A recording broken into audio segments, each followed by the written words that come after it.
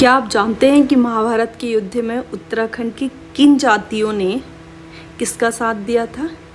क्या वो पांडवों की तरफ से लड़ रहे थे या कौरवों की तरफ से? आज का वीडियो बहुत महत्वपूर्ण और रोचक रहने वाला है यूकेपीसीएस के लिए। मुख्य परीक्षा के साथ साथ प्रारंभिक परीक्षा दोनों के ही दृष्टिकोण से महत्वपूर्ण है। हेलो दोस्तों, स्वागत है आपका आपके यूट्यूब चैनल प्रिया जीएस एकेडमी में। मैं प्रिया जोशी लेकर आ रही हूँ आपके लिए एक महत्वपूर्ण सीरीज़ उत्तराखंड के इतिहास से संबंधित। ऑलरेडी हम उत्तराखंड के इतिहास का, महासम संस्कृति, मेघालिथिक पीरियड का वीडियो अपलोड कर चुके हैं। आज के वीडियो स्टार्ट करते हैं उत्तराखंड में रहने वाली प्रजातियाँ और इतिहास के संबंध में। आइए स्टार्ट करते हैं आज की वीडियो। पहला प्रश्न कि जो ये जातियाँ थी, कोल प्रजाति या किरात प्रजाति, क्या ये वर्तमान के जैसे आधुनिक समय पे जातियाँ हैं उनकी तरह थी या ये शासन कर रहे थे? तो आइए देखते हैं। तो आज के जो प्रणाली है उन जातियों की तरह ये जातियाँ नहीं थी, बल्कि ट्राइबल कम्युनिटीज़ के अंतर्गत आती थी। ट्राइबल कम्युनिटीज़ के अंतर्गत ये आती थी और ये कबीले पे शासन करती थी। इनकी अपनी एक राजनीतिक प्रशासनिक सत्ता होती थी। यही कारण है आपको देखने के लिए मिलेगा कि कौन सी जाति अर्जुन की तरफ से लड़ रही है, कौन सी उनके अगेंस्ट लड़ रही है। दैट मीन्स कि उनके पास एक अपनी राजनीतिक शक्ति थी, राजनीतिक सत्ता थी। और इस संबंध में जानकारी हमें महाभारत से मिलती है। महाभारत के विभिन्न पर्व हैं उनसे मिलती है, स्कंद पुराण से मिलती है। तो जब भी आपका मुख्य परीक्षा में इतिहास का प्रश्न आएगा और जहाँ पे एविडेंसेस के संबंध में आता है कि ये बताइए कि कौन कौन से साहित्यिक स्रोत है जहाँ से हमें जानकारी मिलती है, तो वहाँ महाभारत, स्कंद पुराण का स्पेसिफिक वर्णन करते हुए आप उत्तराखंड के इतिहास के संबंध में लिख सकते हैं और अच्छे मार्क्स ला सकते हैं। आइए सबसे पहले देखते हैं कोल प्रजाति, प्रथम प्रजाति समूह। उत्तराखंड में आने वाली जो प्रथम प्रजाति समूह है उसको कोल कहा जाता है। जैसे कोका कोला होता है तो वैसे कोल होता है। इनकी जो शारीरिक बनावट है उसके अनुरूप ऐसा माना जाता है कि ये सुंदर नहीं थे। और साहित्य ग्रंथों में कोलों का वर्णन मुंड या शवर के नाम से जाना जाता है। तो मुंड या शवर के नाम से इसको जाना जाता है।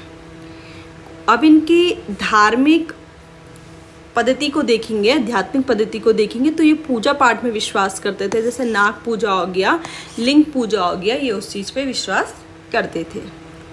यहाँ पे एक विशेष प्रकार की प्रथा मिलती है, एक सामाजिक प्रथा मिलती है जिसको कुमार कुमारी प्रथा बोलते हैं, जिसमें जो भोटिया प्रजाति है, भोटांतिक प्रभाव है वो देखने के लिए मिलता है।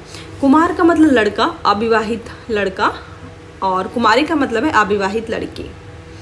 तो उन लोगों को एक साथ रहने का मौका देना और अपना जीवन साथी खुद चुनने का जो अधिकार इस जाति द्वारा दिया जाता था, जिसे कुमार कुमारी प्रथा के नाम से जाना जाता है। और श्री प्रसाद डबराल, मैंने आपको इतिहास का जब महासम संस्कृति पढ़ा रही थी उस समय भी इन विद्वान का नाम आया था। श्री प्रसाद डबराल कोल या मुंड को हिमालय क्षेत्र की प्राचीनतम जाति मानते हैं। इस तरह से हमने कोल प्रजाति के विषय में देखा। आइए अगली प्रजाति के विषय में देखते हैं। अगला है किरात प्रजाति, जिसे ही किन्नर और कीर के नाम से भी जाना जाता है। तो कोल के बाद उत्तराखंड में किसका अधिपत्य हुआ, किसका शासन हुआ? किरातों का शासन हुआ, जिन्हें किन्नर या कीर भी कहा गया। स्कंद पुराणों में किरातों को भिल्ल कहा गया है। जब भी ऐतिहासिक स्रोत के साहित्यिक स्रोत लिखना है तो उसमें स्कंद पुराण लिख के किरातों को भिल्ल कहा गया है, किरातों का वर्णन मिलता है। इस तरह से आप मुख्य परीक्षा में लिख सकते हैं। इनकी बोली मुंडा थी। किरात प्रजाति एक भ्रमणकारी थी। अगर कोई जाति भ्रमणकारी है, एक जगह से दूसरी जगह भ्रमण कर रही है, तो इसका मतलब है वो आखेटक होगी, पशुपालक होगी। दैट मीन ऐसा होगा कि वह अपने पशुओं को एक जगह से दूसरी जगह लेके जाती होगी जहाँ पे घास होती होगी, जहाँ पे अच्छी कंडीशंस होती होगी। और यही आखेटक थी, पशुओं को मारने का काम भी करती थी अपने खाने के लिए। आइए देखिए इसके बाद कितना महत्वपूर्ण तथ्य आता है। महाभारत के वन पर्व के अनुसार किरातों ने अपने नेता शिव के झंडे के नीचे अर्जुन से युद्ध किया था।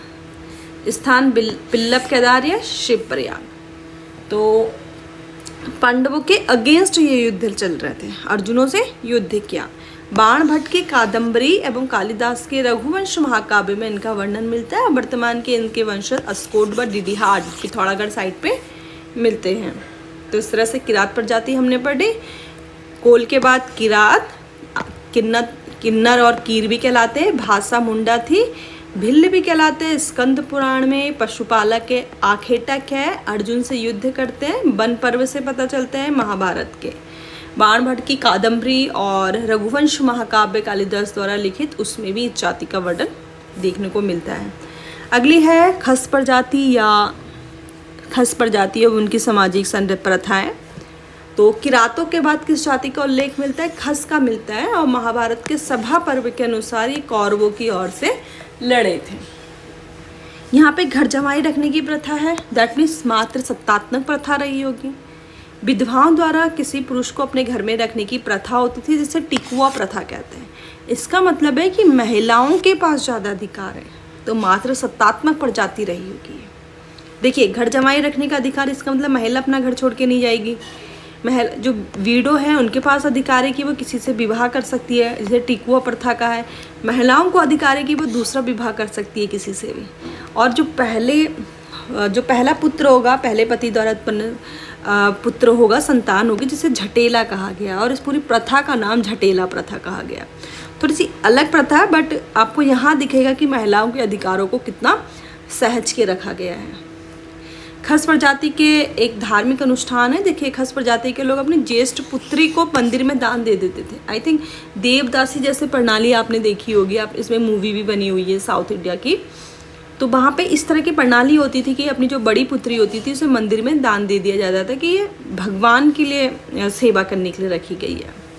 और यहाँ पशु बलि का भी प्रचलित थी। ये कोई इतना बड़ा पॉइंट नहीं है कि पशु बलि प्रचलित थी, क्योंकि उस समय पे पशु बलि एक सामान्य क्रिया थी। इस तरह से खस प्रजाति भी पढ़ ली हमने उत्तराखंड की। और लास्ट प्रजाति है आपकी और इम्पॉर्टेंट है, भूटांती या शोका प्रजाति। ये जो प्रजाति है एक व्यापारिक प्रजाति है, दैट मीन्स व्यापार करती है। और आपको पता होना चाहिए कि 1962 तक ये तिब्बत के साथ व्यापार करती थी, लेकिन उसके बाद जब भारत और चाइना के रिलेशंस डाउन जाते हैं तो इनके मध्य का व्यापार, तिब्बत से होने वाला व्यापार रुक जाता है। काली नदी घाटी के पास जो भूटांतिक लोग रहते हैं, भोटिया लोग रहते हैं, उनका स्पेसिफिक नाम है शोका। इनके समूह को कूच और उपजातियां बहुत सारी, जिसमें गब्रियाल, गुंजियाल, टोलिया, पांगती इत्यादि है। जैसे गोत्र प्रणाली वर्तमान में प्रचलित है, इनके यहाँ भी थी। और उपजाति राठ को ये बिरादरी का सूचक मानते हैं। और राठ के अंदर आने वाले परिवारों के साथ वैवाहिक संबंध नहीं होते थे। तो ये लाइन का मतलब ये है कि ये किस तरह से गोत्र प्रणाली को मानते थे, किस तरह से वर्गीकरण को मानते थे, उस समय भी प्रचलित था। इनके प्रमुख देवता थे, वर्षा के प्रमुख देवता थे घूरमा देवता। जैसे हमारे वर्षा के देवता किसे माना जाता है वैदिक काल में, और उत्तर वैदिक काल में इंद्र भगवान को। तो उस समय वर्षा के देवता घूरमा देवता थे। और क्योंकि ये व्यापारिक प्रजाति थी, ट्रेड में ज़्यादा विश्वास करती थी, तो संपत्ति और व्यापार के रक्षा के लिए देवता की पूजा करते थे, जिसे घबला देवता बोला जाता था।